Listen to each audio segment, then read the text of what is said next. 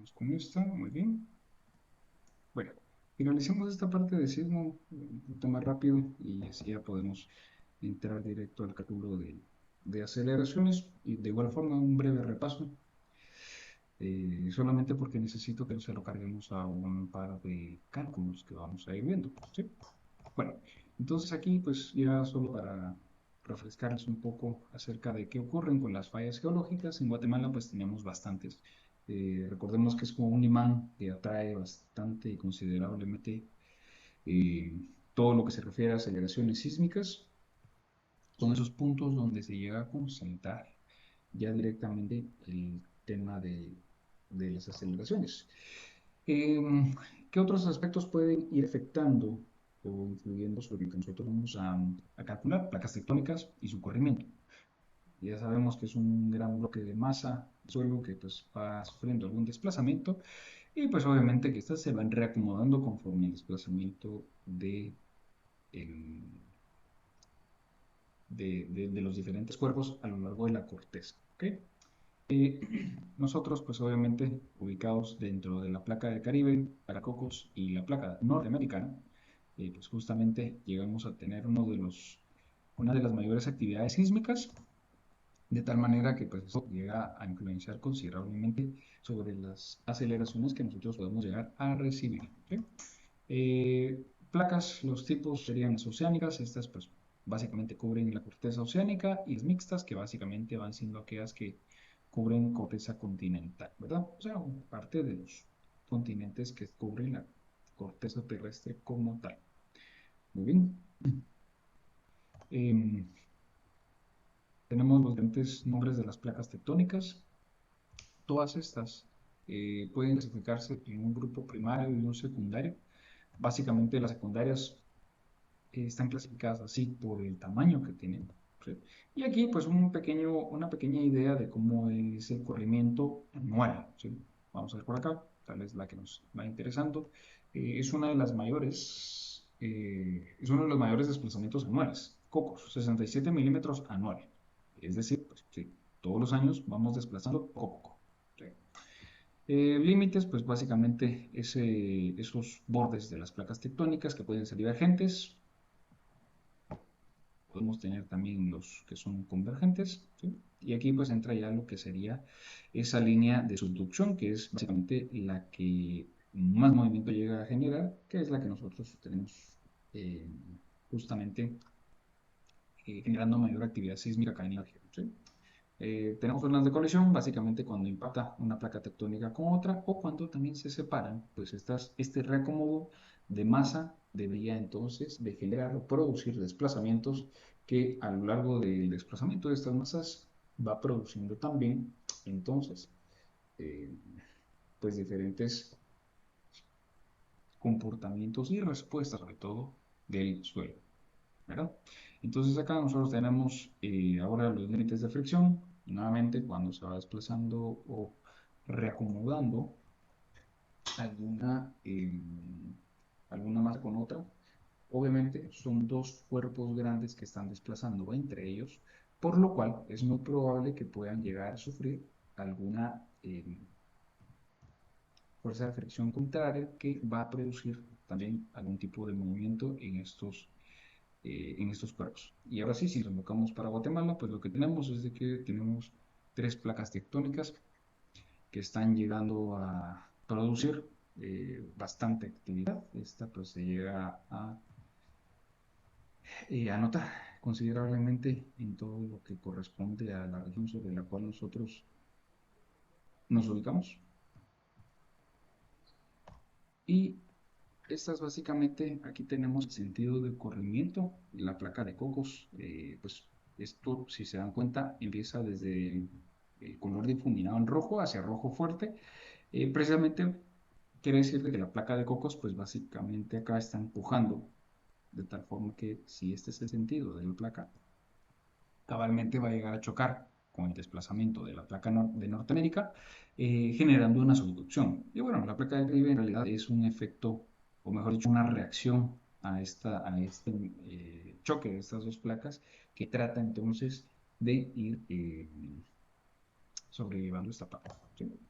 Bueno, y ahora sí, el espectro de respuesta, que es lo que nos va a servir y el día de hoy vamos a armar. Bien. Desde el punto de vista estructural, la aceleración es uno de los parámetros más importantes para el diseño sismo resistente y que puede estimarse a partir de los espectros de aceleración. Vamos a ver ahorita cómo se conforma un espectro de aceleración como tal, porque a través de ello se define la amenaza sísmica en una zona y nos va permitiendo el diseño sismo resistente. Podemos calcularlo y pues obviamente vamos a tener tiempo versus aceleraciones. Entonces esto lo que va a permitir es que nosotros podamos armar un gráfico de respuesta. ¿Sí? Pudiendo entonces nosotros encontrar esas aceleraciones máximas con MZ, que es la forma bastante regular que nosotros vamos dando. Y si nosotros prestamos atención a la acción dinámica que esto va a generar, podemos ir armando esta misma gráfica. Lo que se hace es de que nosotros vamos anotando o tomando esas ordenadas en respuesta máxima de esta aceleración para distintos factores de amortiguamiento. ¿Sí? Esto es lo que obedece a esa parte de la ecuación de movimiento que permite ir generando entonces la oscilación de algún cuerpo de un grado de libertad, obviamente, que va a denotar los desplazamientos. Entonces, en el espectro de respuesta elástica, nosotros vamos a representar el máximo parámetro de respuesta como tal, ¿sí? En términos de aceleración, velocidad o desplazamiento, para osciladores simples de un grado de libertad. Y tenemos un periodo T de vibración y un amortiguamiento relativo. Entonces, estos valores son los que nosotros podemos tomar para clasificar algún terremoto determinado. ¿Sí? Entonces, el concepto, pues aquí tenemos un poquito de historia, esto pues no lo vamos a tocar por ahora, no nos corresponde todavía. Y acá,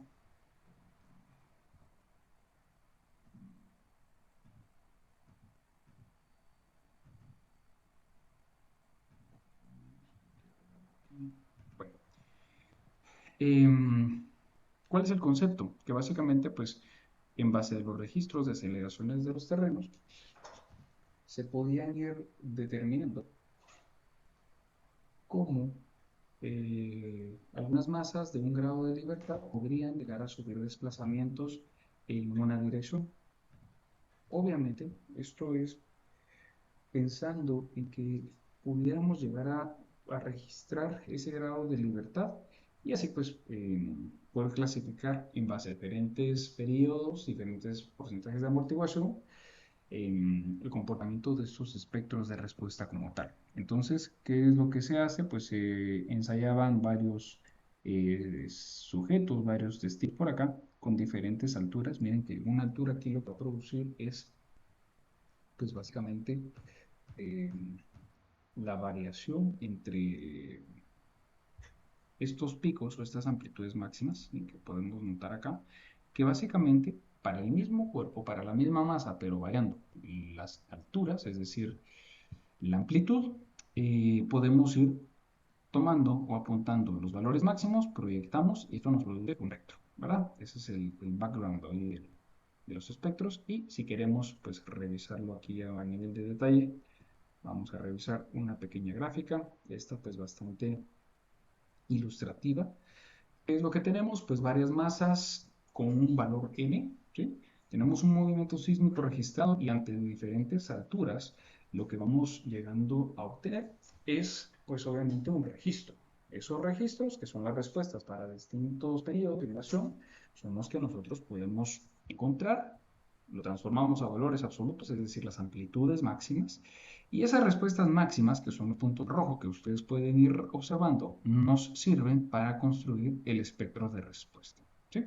Entonces, ¿qué hacemos? Variamos los periodos, encontramos amplitudes máximas se anotan, se apuntan, se interconectan a través de esta línea, y pues obviamente esto, vamos a ver, repetimos, es lo que nos permite entonces ir mostrando cómo van los diferentes eh, las diferentes aceleraciones. ¿Sí? Y armamos espectro de respuesta y con ello nosotros podemos encontrar las aceleraciones máximas. Recuerden que siempre las aceleraciones las tomamos como valores absolutos, ¿sí? Cuando grabamos un espectro de respuesta, nunca le colocamos ahí valores a negativo. Eso no va.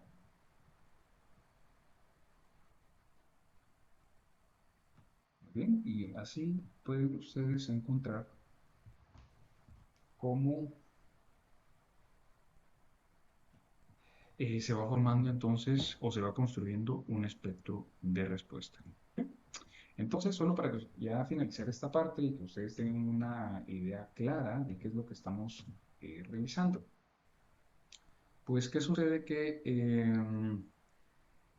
por ejemplo, ¿qué tanto o bueno, si tomamos como ejemplo uno de los sismos registrados con anterioridad, hablemos de 1940, aquí tenemos el sismo registrado en el Imperial Valley, en California. Miren ustedes lo siguiente, ¿qué ocurre? Que básicamente acá pudimos llegar a registrar, bueno, se tienen registros de cómo diferentes porcentajes de amortiguamiento generaban variación en cuanto a las aceleraciones espectrales máximas registradas. Entonces, ¿qué va sucediendo? Que, pues, si nosotros pues, obviamente íbamos contando con poco amortiguamiento, producía altísimos desplazamientos, mucha amplitud. ¿Sí? Eso es algo de esperar. Permítanme.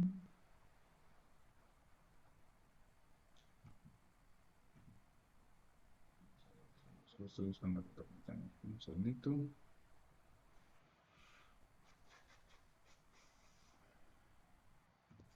Bueno, y estas mismas aceleraciones, pues como ustedes ya lo sabrán, la aceleración es un desplazamiento sobre un cambio de tiempo, ¿sí? O dicho de manera de la dinámica de estructuras, es la segunda derivada del desplazamiento sobre el tiempo, ¿verdad? Entonces, con esto nosotros pues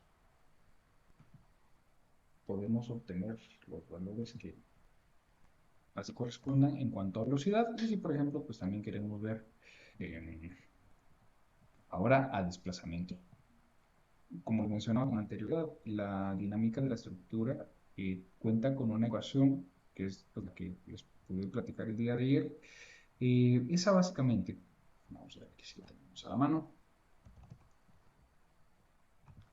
¿qué es lo que ocurre con ella? Pues básicamente lo que obedece a fuerzas elásticas es una rigidez por un desplazamiento. Ese desplazamiento es en función del tiempo. ¿Sí? Luego tenemos el porcentaje de amortiguamiento o la constante de amortiguamiento, mejor dicho, por un cambio del desplazamiento en función del tiempo. Es decir, la primera derivada del desplazamiento sobre tiempo. Y esto pues nos produce ya una velocidad y la derivada de esa velocidad es una masa por aceleración. ¿Sí? Entonces, con cada movimiento, con cada desplazamiento podemos obtener, pues obviamente, desplazamientos, pues cada desplazamiento en función del tiempo, ¿no? Podemos obtener velocidades y podemos tener aceleraciones, que es básicamente lo que se registró en estos sismos, ¿sí? Tenemos el desplazamiento, ¿sí? Tenemos velocidades y tenemos aceleraciones. Y las aceleraciones son las que nosotros utilizamos precisamente para poder conseguir a través de fuerzas equivalentes y en base a la frecuencia que esta va a producir, pues obviamente ya alguna fuerza, ¿sí? Entonces, así es como nosotros convertimos esas aceleraciones o pseudo velocidades espectrales y pseudo aceleraciones espectrales ya directamente en una fuerza que es equivalente, ¿sí? Entonces, ese es el background ahí del por qué hay que calcular los espectros y a partir de estas ecuaciones, este valor incluso me atrevo a decir que pues ya lo conocemos, el S sub t, ¿sí? También aparece tu n, que es el periodo natural, aquí tenemos la frecuencia, valores SD, que estos están en función a la estructura como tal, y ahí pues podemos obtener nuestras fuerzas equivalentes. ¿Sí? ¿Alguna pregunta hasta acá?